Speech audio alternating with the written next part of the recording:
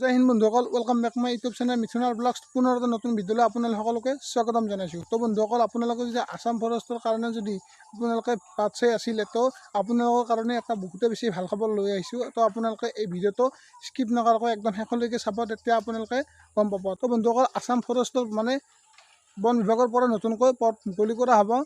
তো আপোনালোকে যদি এই পদবিলাকত মানে যদি এপ্লাই অনলাইন কৰিম বুলি ভাবি আছে, তো আপোনালোকে এই ভিডিঅ'টো একদম সম্পূৰ্ণৰূপে চাব। তো বন্ধুসকল, মই এতিয়া আপোনালোকক ক'বলৈ বিচাৰিছোঁ যে আছাম ফৰেষ্টৰ মানে বন বিভাগৰ ফালৰ পৰা নতুনকৈ পদ মুকলি কৰা হ'ব। তো বন্ধুসকল, এই পদবিলাক কেতিয়াৰ পৰা এপ্লাই হ'ব, কেতিয়া মুকলি কৰা হ'ব, তো আপোনালোকক এতিয়া মই কৈ দিছোঁ। তো বন্ধুসকল, আপোনালোকে এইখিনি কথা গম পালা যে আছাম ফৰেষ্টত মানে গ্ৰেড 3 আৰু ফৰেষ্টাৰ গ্ৰেড 1 বা গ্ৰেড 3। তো আছাম ফৰেষ্টত মানে বন বিভাগত তোমালোকৰ 2024 বৰ্ষৰ আৰু 25 বৰ্ষত যি ফেব্ৰুৱাৰী মাহত মানে তোমালোকৰ বিত্তীয় বাজেট হৈ গৈছিল, তাত মানে স্পষ্টভাৱে উল্লেখ কৰা আছে যে প্ৰায় 3000 মান ভেকেঞ্চি মুকলি কৰা হ'ব।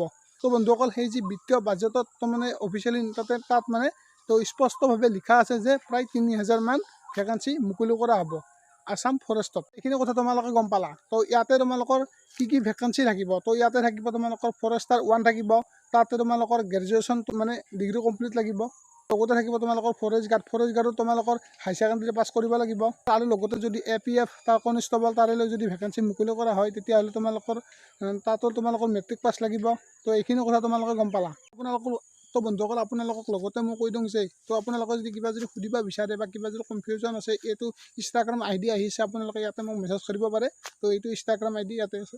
আপোনালোকে হয়তো এতিয়া ভাবিব পাৰা যে তো মই ক'ত গম পালোঁ এইখিনি কথা যে বন বিভাগত যে ভেকেঞ্চি ওলাব, তো মই ক'ত গম পালোঁ। তো এতিয়া চাওক আপোনালোকে যে 2024 আৰু 25 বৰ্ষত যি বিত্তীয় মানে বাজেটত, তো সেই যি বিত্তীয় বাজেটত সেই বাজেটত স্পষ্টকৈ উল্লেখ আছে যে অসম ফৰেষ্টৰ মানে বিভাগত নতুনকৈ ভেকেঞ্চি ওলাব। লগতে আপোনালোকে যদি ফৰেষ্টাৰ মানে আছাম ফৰেষ্টত মানে বন বিভাগত যদি আপোনালোকে এপ্লাই কৰিম বুলি ভাবি আছে, তো আপোনালোকে 2024লৈকে ৰখিব লাগিব, মানে 2024-25 বৰ্ষলৈকে ৰখিব লাগিব।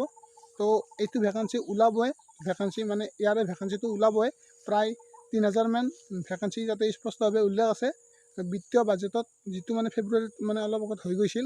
তোমালোকে ধৰি থোৱা যে 2024 বৰ্ষত হয়তো ওলাব পাৰে। আৰু বন্ধুসকল, এইখিনি ভেকেঞ্চি মানে আছাম ফৰেষ্ট মানে যিটো বন বিভাগৰ ভেকেঞ্চি, তো এই 3000 প্ৰায় 3000 ভেকেঞ্চি, তো এই মানে 2024 শেষৰ লাষ্টলৈকে হয়তো ওলাব পাৰে। কাৰণ কিয়, এতিয়া ইলেকশ্যন আহি আছে, ইলেকশ্যনৰ আগততো এই ভেকেঞ্চিটো নোলায়। সেইটো তোমালোকে গম পোৱা, বা যিসকলে গম নাপায় মই তেওঁলোকক কৈছোঁ যে 2024 মানে 2024 লাষ্টলৈকে হয়তো ওলাব পাৰে। যিহেতু এতিয়া মানে ইলেকশ্যন আহি আছে, ইলেকশ্যনৰ আগত এই ভেকেঞ্চিটো নোলায়, আৰু ইলেকশ্যনৰ পিছতো হয়তো কেইমাহমান ৰখিব লাগিব। তো এইখিনি কথা তোমালোকে গম পালা। অকল তোমালোকৰ যদি ডাউটটো মানে কিবা যদি ইয়াৰে ওপৰত যদি কিবা ডাউট আছে, তোমালোকে এবাৰ চেক কৰি চাব পাৰা। অকল আজিৰ ভিডিঅ'টো এইখিনি আছিলে। আপোনালোকে ভিডিঅ'টো চাই কেনেকৈ পালে জনাব। যদি ভিডিঅ'টো চাই ভাল পালে তেন্তে সকলো বন্ধু বান্ধৱীকে শ্বেয়াৰ কৰি দিয়ক। তো আজিলৈ বাই, জয় হিন্দ, বন্দে মাতৰম, জয় আই অসম।